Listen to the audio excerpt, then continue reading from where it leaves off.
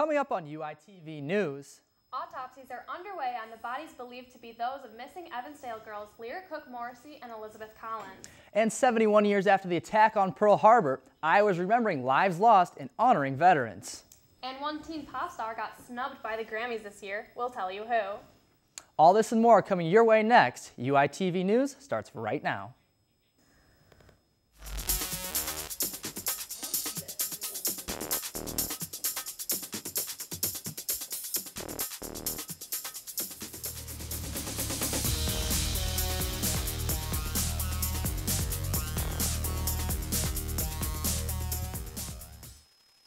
Thanks for tuning into your Friday edition of UITV News, your news, sports, weather, and entertainment source for the University of Iowa. I'm Christina Targos. And I'm Brad Maxwell. The autopsy of the two bodies found at Seven Bridges Wildlife Area is currently underway, but officials are confident they already know the bodies belong to the missing Evansdale girls, Lyra Cook and Elizabeth Collins. The results of the autopsy could take weeks to be released, but the Evansdale community is already grieving. Multiple vigils have been held in the Evansdale area since the discovery. The families are asking for privacy during this time, but on December 5th, Heather Collins, Elizabeth's mother, posted to her Facebook, quote, "We have been so blessed by the outpouring of all the prayers and support tonight with the gut-wrenching news that my beautiful daughter and niece's body were found by hunters today," end quote. And while the situation ended tragically, officials feel they're a step closer to finding the person responsible for the deaths. The State Board of Regents passed a tuition freeze for in-state undergraduate students for the 2013-2014 school year at their December 5th meeting. The board unanimously approved the decision to keep tuition rates consistent. The freeze will take effect starting with the summer 2013 session. Non-residents' tuition will still increase by 2.6%, and graduate students' tuition will also increase by the same amount for both residents and non-residents. The Regents also approved 2 new leases for the 2013 and 2014 school year. To keep up with the record enrollment, the university will now house returning and transfer students in 2 apartment buildings, one on Dubuque Street and the other on Bloomington. Additionally, the board approved updates for the nearby Stanley Residence Hall. 71 years ago, this day was full of shock and mourning. Today, it is a day of remembrance and honor, the anniversary of Pearl Harbor. Governor Terry Branstad has ordered all flags to be flown at half-staff from 8 a.m. to 5 p.m. and the UI honored this request by flying the old Capitol flag at half-staff. Veterans past and present have found home here at the UI, and the uniform of a Pearl Harbor survivor displayed outside the college's Veterans Association is proof of that lasting camaraderie found here. UITV News' Logan Edwards found that camaraderie on the UI campus. Present have found home at the University of Iowa, and the uniform of a Pearl Harbor survivor displayed outside the college's Veterans Association is proof of the lasting camaraderie found here. This is Richard Smith's uniform, a Waterloo native like Randy Miller, a veteran who recently graduated from the University of Iowa. I heard him tell his story on the radio about what happened when he was in Pearl Harbor, and it was a really incredible story. After Smith passed, Miller decided to display his uniform for the 70th anniversary of Pearl Harbor outside of the University of Iowa Veterans Association, a place where student veterans can share their stories. They need a place like the Veterans Center here to come and be together and talk about things that they can't talk about with other people. And it's because of this organization that the University of Iowa has found itself in the top 15% of military-friendly schools nationwide. It's like a cultural center. They can be themselves, they can speak their own language, and they can be comfortable in their own skin. Logan Edwards, UITV News. Honoring traditions is a big part of the holiday season, but one nonprofit group has a tradition of giving back to the community. Every holiday season, the Johnson County Salvation Army rolls out their Red Kettle campaign to raise funds for those in need. These Red Kettle donations bring in nearly half the money raised by this nonprofit organization for the entire year. And this year, every cent will count. The money raised will be used to help provide food and utilities for those in need. This year, the Johnson County Salvation Army has set the bar high, aiming to raise over $350,000. We're hoping to reach that goal, hoping to succeed, go over that goal. It'd be wonderful to do that. With finals week coming up, students might want to de-stress by staying active at the CRWC. But because of a recent accident, rock climbing will not be an option for keeping fit and focused. UITV reporter Rebecca Hager has some tips for staying safe on the rock wall. Rock climbing, when the thrill of risk takes new heights. But the fine line between thrilling and dangerous disappears when equipment goes wrong. UI student Spencer Bean met danger when he fell 30 to 40 feet on the CRWC rock wall. This photo, taken from his recovery blog, shows the damage done to his 2 crushed vertebrae. But after a fall that should have left him paralyzed, he's already up and walking again. The rock wall, on the other hand, is not up and running again. Even though the University of Iowa rock wall is closed, we came to Climb Iowa in Des Moines to find out just how safe it is to strap yourself to a rope and climb 30 feet. Calla Whip of Climb Iowa took me through a serious safety orientation. The first thing that we're going to do is show you how to put on your harness. The next thing we're going to have you do is step over here. Climbing is an inherently dangerous sport, so we have these rules to help reduce the risks. And with all these rules and safety measures, a climber should be, well, safe, right? You can take every safety precaution there is to take and have the best equipment you can buy, but there's still risk with every climb, because with every climb comes a descent. One that's hopefully without error. Belaying errors can happen when there's a lack of communication between the climber and the belayer. Climb on. And that when you're not doing your safety checks. You also want to make sure that when you're belaying that you're constantly keeping your right hand on the brake rope. It should never come off. Because if it does, so the rope is just going to whip through the belay device. Which is bad news for the climber. But errors can be prevented.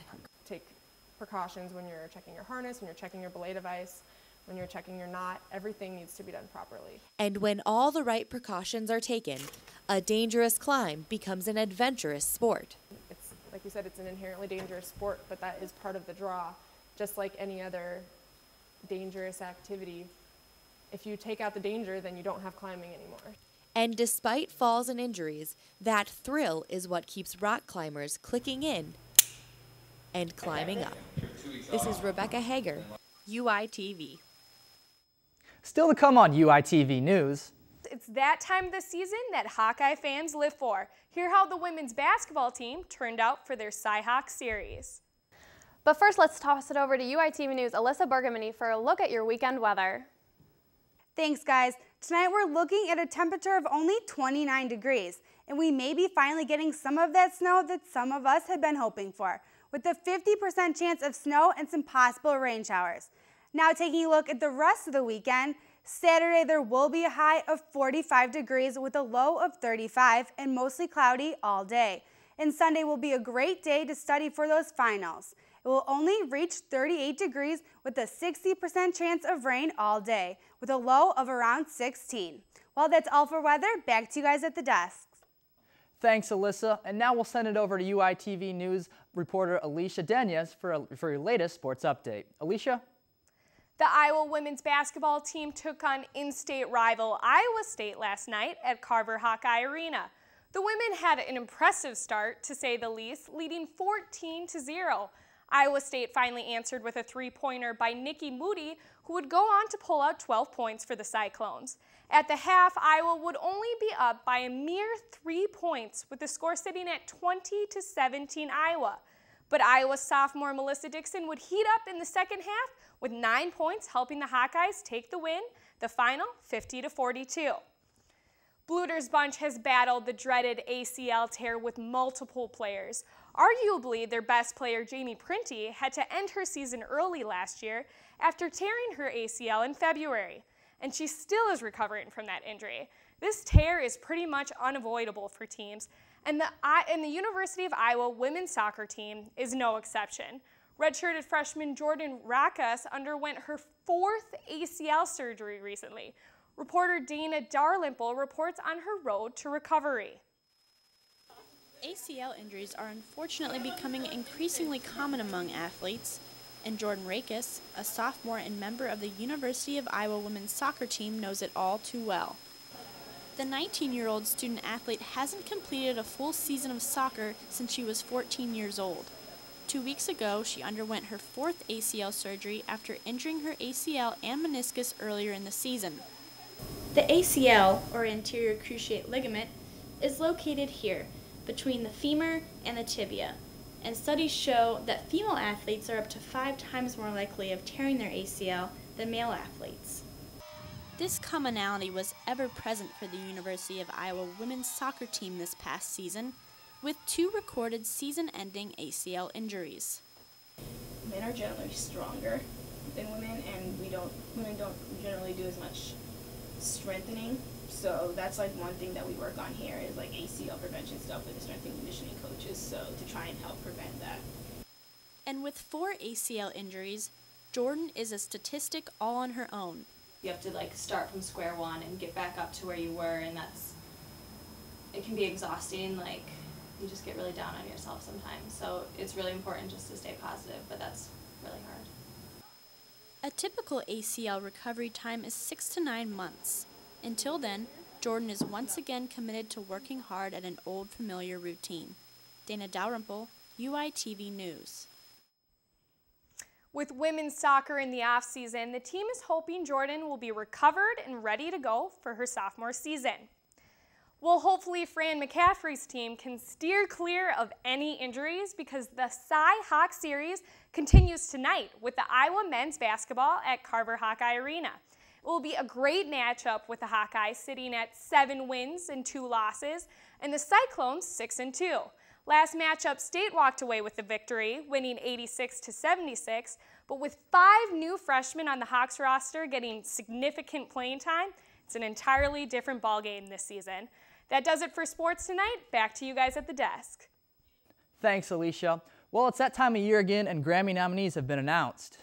UITV E-News correspondent Kendall McCabe has the scoop on which stars were nominated and which stars weren't.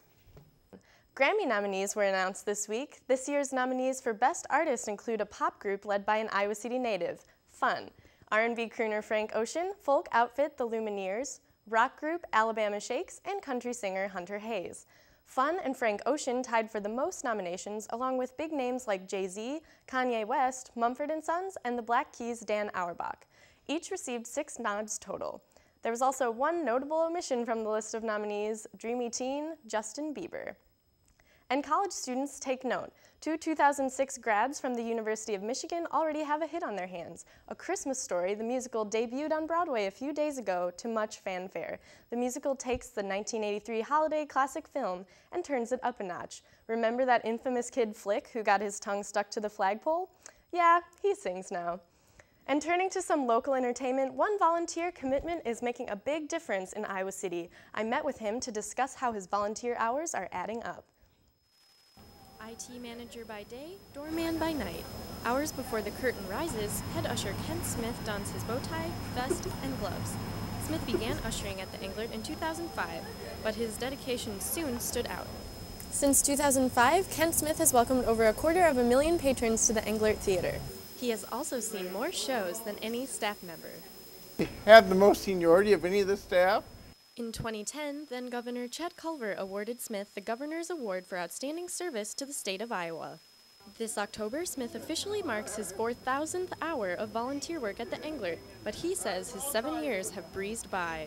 Flown by. I mean, when I look at it, it's been over 7 years. I go, the time's just flown by. I mean, that's a fourth of my marriage. Staff say they're thankful for his contributions. My goodness, if Kent wasn't here, I feel like we would have to have 2 house managers on every show.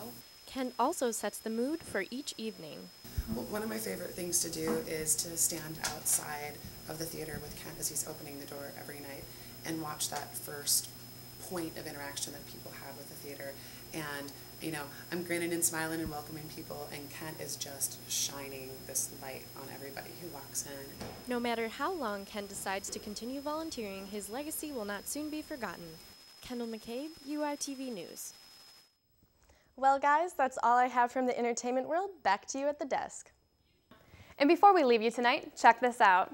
Dog owners of Iowa City rejoice. The Pet Mall is now welcoming paws. The Iowa City City Council voted to allow dogs to roam the public area, provided they are on a leash less than 6 feet long. And that's your latest edition of UITV News. From all of us here in the studio, thanks for watching and have a great night.